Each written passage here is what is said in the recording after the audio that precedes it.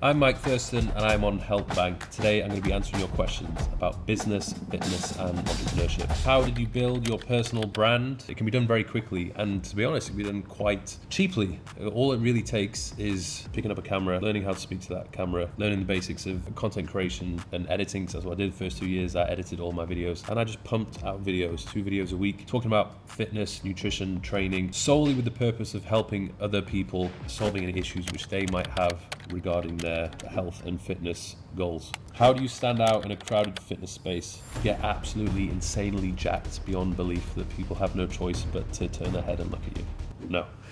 This is quite a tricky one because obviously the fitness space is very saturated now. One of the best things that you can do is throw in some of your personality, add a little bit of humor and make it fun for people. So someone who's absolutely smashed it, Mike Israetel, he has been able to just truly be himself. He puts out great informative content, but he makes it just entertaining to digest because he cracks these outrageous jokes and he just makes it funny and he's just unapologetically himself, which makes him stand out from everybody else. You know, if you're just going to be this boring textbook PT that just talks about, you know, the basics of training, there's no energy there, there's no personality, there's no humor, it's just very boring. You're really going to struggle to stand out. You could be the type of person that is going to be, you know, more controversial. You could directly try to get people irritated, agitated, and start some sort of conversation. James Smith is very good at this.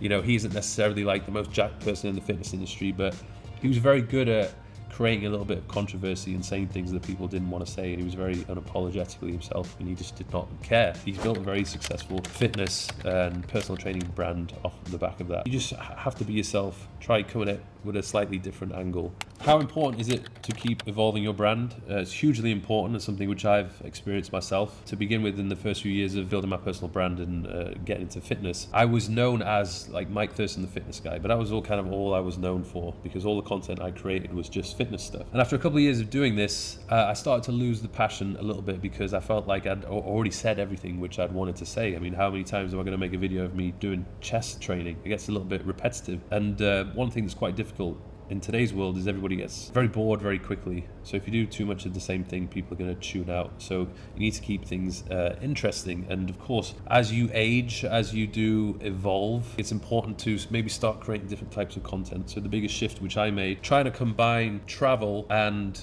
leisure with fitness. Okay, so instead of just making a fitness video, I would maybe go and travel and start vlogging, you know, throwing in a little bit of lifestyle with the fitness, a little bit of travel with the fitness. So there's always some element of fitness, but I was starting to broaden my horizon a little bit.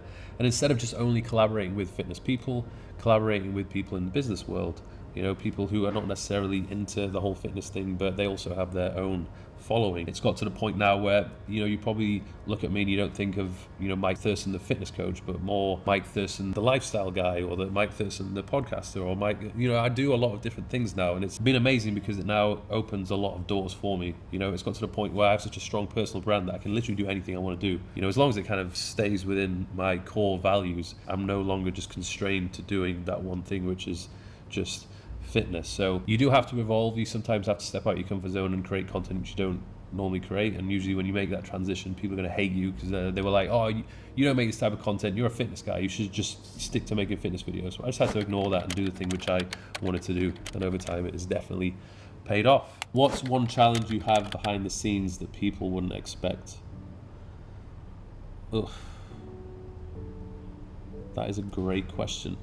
That's too good of a question that I'm actually stumped by it. I think probably a challenge which I've faced is maybe just becoming too comfortable. You know, all these things which I had wanted to achieve for myself and the position which I wanted to be in, once you get to that point, you can become very comfortable. And I think being here, being in Dubai, you know, I'm living a lifestyle now which is so comfortable for me. It's sometimes quite hard for me to keep grinding or, you know, go to do that next thing because, you know, I've got to, I don't really need much more in my life. You know, I have everything I could possibly need right now. So where's the motivation to go and do more things, to make more money, to set new challenges for myself? You know, sometimes I think it's important for you to have dreams for yourself, goals for yourself, achieve those things, but then take a moment to actually enjoy life and be present. You know, I don't see the point in constantly having to work your ass off to earn more money for what? All right. So I think that's one of the challenges which I have is sometimes just getting a little bit too content and comfortable. I need to really put myself in difficult situations and continuously do hard things. Otherwise, I just don't continue to grow and to progress. What's the biggest mistake you've made on your journey?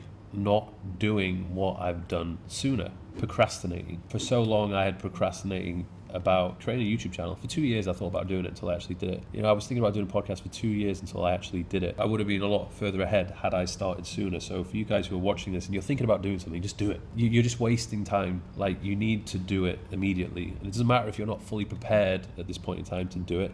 You think I was, prepared to be a podcast host when I'd never done a podcast before in my life? No, I just threw myself into the deep end and did it. You think I was ready to create content for YouTube when I actually hated being on camera? No, but I just did it and forced myself to get more comfortable being on camera and more comfortable holding a camera and filming myself. So stop procrastinating. How do you manage to combine fitness and entrepreneurship? One thing that's massively helped, without a doubt, is just surrounding myself with more entrepreneurs. When I'd made a name for myself in the fitness industries, I only hung around with fitness people. So other people who are personal trainers, other fitness YouTubers, and I don't feel as though that massively helped me with developing myself as an entrepreneur. I wasn't seeing the bigger picture. I was only getting opinions and advice from people who are in my industry. So deciding who you want to be spending more of your time with can make a massive difference. And I think for me, if I am making a transition from being a personal trainer to an entrepreneur, I need to hang around with the entrepreneurs. That's going to be the best way for me to fast track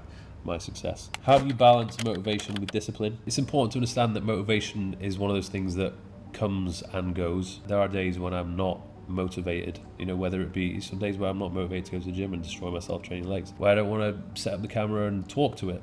I'm more of an introverted person. I like to just kind of be at peace with my own thoughts. So sometimes to put myself out there and engage with people and do a lot of talking, it's like quite tiring for me. So I have had to develop this discipline, and that discipline is just having a very basic understanding of knowing what is required from me if I want to achieve certain things or get certain things done. And if you feel as though discipline is the thing that you're not very good at, dive deeper into it. Understand the science of discipline.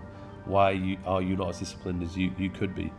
And usually it's just a case of going out there and doing hard things. I've noticed that if I go to the gym and I do a really unpleasant, difficult workout, automatically I'm like, well, I did it. I didn't want to do it, but I did it, and actually it wasn't as bad as I thought it'd be. And I'm now more prepared to do that again. And it's the same thing with business. If you embark on a new business adventure or you do something scary, something you've never done before, when you do it, it's unpleasant. The lead up to it is unpleasant, but once you've done it, you feel great about doing something difficult, and then you automatically just set yourself up for doing more difficult things, and it just becomes a part of you. Like, you are the guy that can handle difficult things, and you are a disciplined individual who can get things done.